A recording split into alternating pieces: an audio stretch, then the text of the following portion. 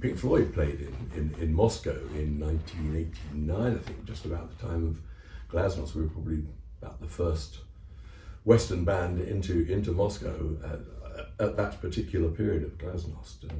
So, we had a nice, lovely time in Moscow. It's a beautiful city, and we were treated wonderfully. And it's just unbelievable to think of what's going on currently. Basically, the start of it is someone showing me an Instagram feed from this singer called Andrei Kluvnik, who's of a Ukrainian band Boombox, and he is in a square in Kiev wearing military fatigues and carrying a gun, and he just burst into this song a cappella, and with all the Ukraine stuff going on, it just struck me that as it's a cappella, one can turn this into something lovely, a beautiful song. By coincidence, the band Boombox that this guy is a singer from, we played a benefit concert for in 2015 for the Belarus Free Theatre, and they were my backing band on that night for several numbers. So, and this guy, Andrei Kluvnik, has quit his American tour in the middle and gone back home to fight for his home country in Kiev. I've spoken to him. I've said, is this okay? And he said, fine. I spoke to him actually from his hospital bed, strangely, where he had a pretty minor injury from a bit of mortar shrapnel on his face. So he's right there on the front line.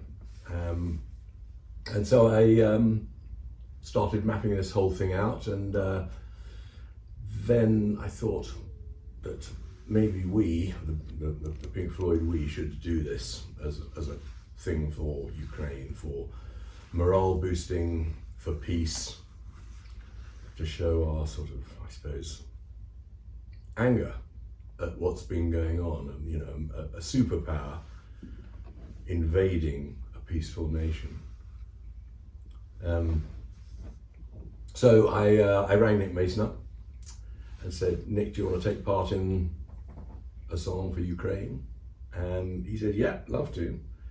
So I got Nick on board, and I got Guy Pratt, who's been part of our setup for 30-something years, and I got Nitin Sawhney in, who's an old friend and is a great keyboard player, and they all came down here to the farm, and we recorded it in the barn.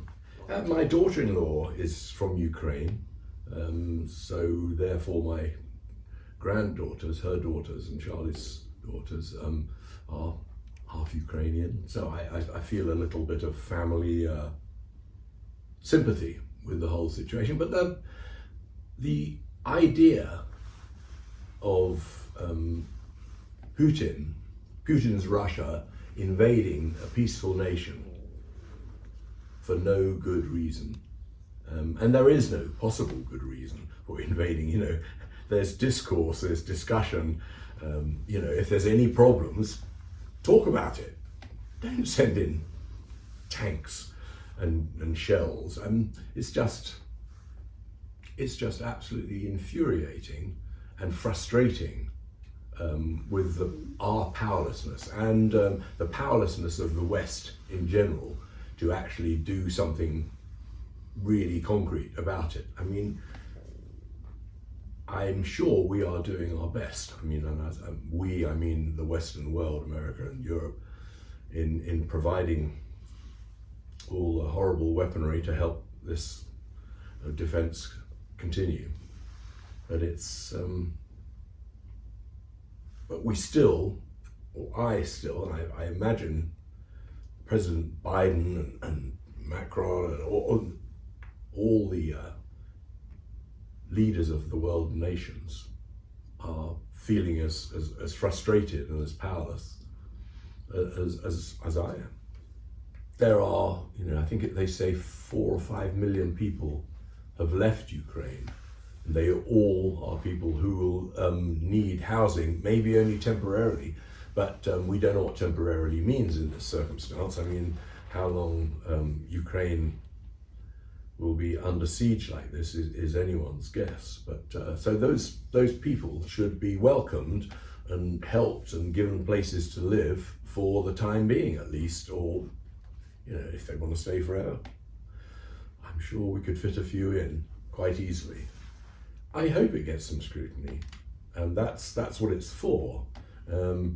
If Nick and I, as the two members of Pink Floyd, feel like that's what we ought to do, or what we owe the world, then that is what we should do, and it's what we've done. We haven't even thought about doing live shows.